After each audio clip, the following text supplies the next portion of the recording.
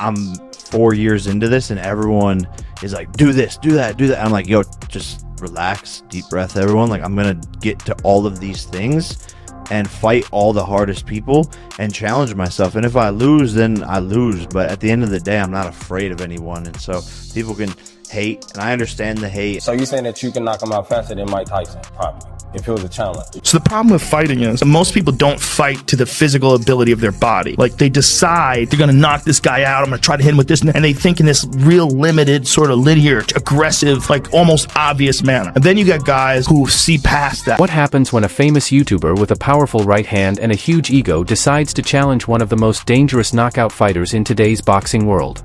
We're about to find out on November 14th. This isn't just a fight between two styles, it's Hollywood Hills luxury going up against the tough streets of Baltimore.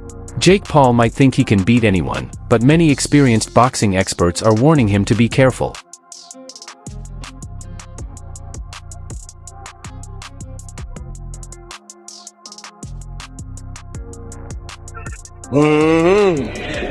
Tank is one of the most interesting fighters to watch because he's so different. His style is so different. You know, it's so economical. Like, he puts pressure on guys without throwing too many punches, and then starts to figure holes out. And the way he can explode and move in with one shot, my God. Yeah, he's very explosive. He's very explosive, and you know. Jake Paul's move into professional boxing has been wild to watch. He didn't start out as a trained boxer, but as a famous influencer with tons of followers and a talent for annoying people and getting attention. I think it reminds me a lot of Butterbean. When Butterbean was fighting guys that had no chance of beating, everybody loved him. Yeah. But once he got beat, the novelty kind of wore off. Yeah. And I think that's what would happen with Jake if he were to happen. He got beat, and the novelty did wear off. That's why he has to get a guy like boxing in the United States of America. That has left a hole that the broadcasters have looked to fill, and they've done this with influencer boxing, which brings a completely different audience to the game. Every promoter and broadcaster on this planet is to blame for this situation that we are finding ourselves in right now. They've opened the door to clowns, and now we've got ourselves a circus. It is a travesty. His first fights were against people who, honestly, weren't real boxers. But as time went on, the level of his opponents started to improve. He began fighting MMA stars like Ben Askren and Tyron Woodley, fighters known more for wrestling than punching. You know, the conversation he had with Eddie Hearn, where he said, I will knock out any one of your guys that has under 10 fights. He goes, whoever you want to have, bring me any guy that you have that's under 10 fights. You can see Eddie Hearn, like, he was kind of stuck there. You think? Yep, because those guys under 10 fights, like, what if Jake Paul knocks one of them out? One important thing people often forget is that those MMA fighters were welterweights, which means they were much smaller than Jake Paul. He knocked them out anyway. Even though critics said the fights were fake or that he was only fighting non-boxers, no one could deny his punching power. Then he went up against Anderson Silva, a legendary striker, but someone who was way past his prime. Jake won by decision, proving he could last all the rounds. Every win, even the ones people argued about, made him more confident and determined. Versus Nate Robinson. Like 3. Okay. Jake Paul versus Tyron Woodley 2. 2. Jake Paul versus Anderson Silva. 1. Jake Paul versus Nate Diaz. 4. And Jake Paul versus Mike Perry. 5. He started telling a story that he was the one shaking up boxing, the guy who came to save the sport. But calling out Gervonta Davis was a whole different thing.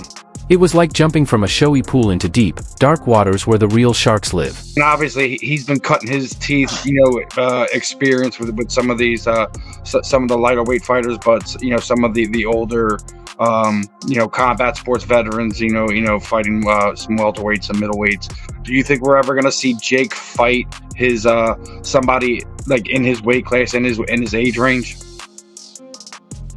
Only if that person is a bigger name. It's a tank. Who can fight a tank? Okay. Once he fires, it's Joe Rogan, who's seen both greatness and violence up close, was one of the first to warn everyone on his famous podcast. Rogan didn't hold back. He gave a harsh reality check, saying the difference between what Jake Paul has been doing and what Gervonta Davis does is almost impossible to compare.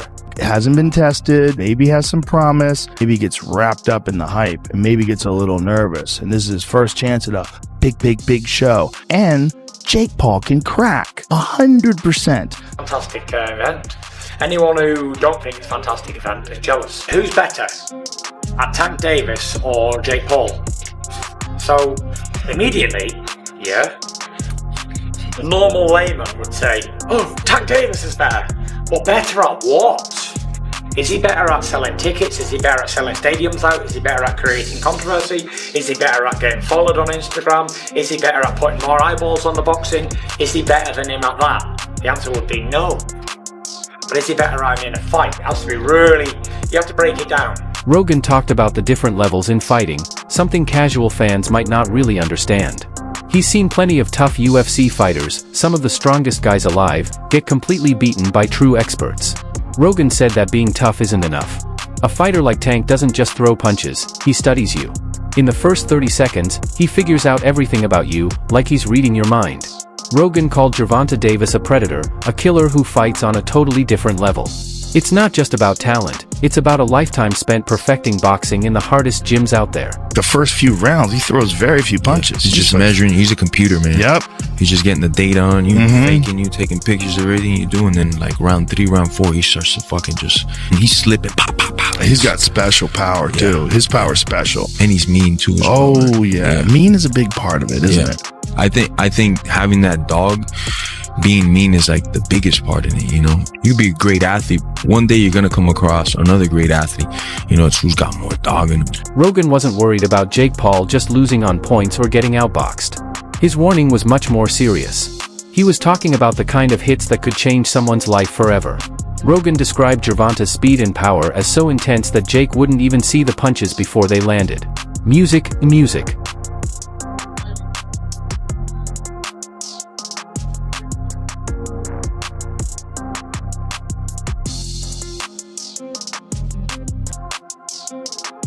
Where Gervonta Davis caught him with that left hook to the body, people are saying that he quit. No. He never been hit in the liver. Oscar De La Hoya quit the same way with Bernard Hopkins. With the same thing. Same body shot. Same left body shot. And he tried to come, and he tried to take a step out that corner and not the front of his foot even moved. He just went down. He was like, man, this is it. And if you get kicked to the body, oh my God. A kick to the body is so goddamn devastating, especially a spinning back kick. You could literally pick someone up in the air. It's like they get hit by a car. Any kick. Yeah. To that. On paper, the fight looks like it could help Jake Paul in some ways, and that's what makes him feel confident. Jake is much taller, has longer arms, and would probably be a lot heavier in the ring. In many fights, those things usually lead to winning. You can keep your opponent far away with your jab, control how close they get, and stop them from attacking too much. Jake Paul wasn't Jake Paul if he wasn't this YouTube guy. He was just a boxer. And you see a boxer knock out the former UFC welterweight champion, not just the former, but one of the best ever. Knock him out with one punch like that. Like, oh man, have you seen this Jake Paul dude coming up? He's fucking for real. Because nothing about watching him fight screams like he's in over his head. If he wasn't that big YouTube star, he'd be like, that dude's got dynamite in his head. But Gervonta Davis isn't a normal opponent. For skill, none of these guys can mess with me. Like, nobody. Like, I feel like my skills is way better than, like, Floyd. Like, if I'm on my game. Well, I take that back. Right hand in hand. But skill-wise, nobody on TV that's fighting right now have more skills than me. Nobody. Like, talking about top to bottom list of fighters that's fighting. You believe there's a chance the other guy can win, and that makes it even more exciting, to say nothing of the pace he sets, the level of action, the level of bombs that are thrown by Tank, and as he fights better opposition, the number that will be coming back at him. Yeah, he's guaranteed thrills for the dog. This is where the talk changes from size to pure, raw power. Here's the truth, Gervonta Davis has an incredible knockout rate of over 93%, one of the best in all of boxing. That means when he fights, there's almost no chance his opponent makes it to the end of the match. Tank has a rare kind of natural power that experts compare to a young Mike Tyson. It's the kind of strength that makes height and reach mean nothing. His power isn't just strong, it's fast, sharp, and deadly accurate. Do you feel like you're the mini Mike Tyson? Nah. What do you call your style? I don't know. I think I'm a boxer puncher. What was Mike Tyson? He was brawler. Brawl means more than one person. Brawler, like somebody that's like. So he knocked people out real quick. You knock people out real quick. Yeah, but I can knock you out like. I think Tank is in his flow now, you know. He fought tougher competition. Tougher competition, and he was able to go out there. And even when in the Barrios fight, you know, that was a true tell of him. Not just Barrios. You can look at those fights before the Barrios. You can look at the Gamboa fight. He had to go find those knockouts, and the Barrios, he really had to find it because Barrios was a big guy and he was a tough guy. And the guy Cruz was big. Yeah, Cruz was big and gave him a good fight. He gave him a good fight, and I believe he hurt his hand in that fight too. Well, he was definitely not used to fighting guys smaller than him on his size. Yeah, but you know, Tank I think is a bigger dog to where Ryan's kind of taking a lot of time off, which you know for some fighters that does help because then you get to heal and recover and love the sport, love the training, love the process. But I just think at a fighter like Tank, I think he's going to be able to pull it out because I think he's just a little bit more battle tested. I agree.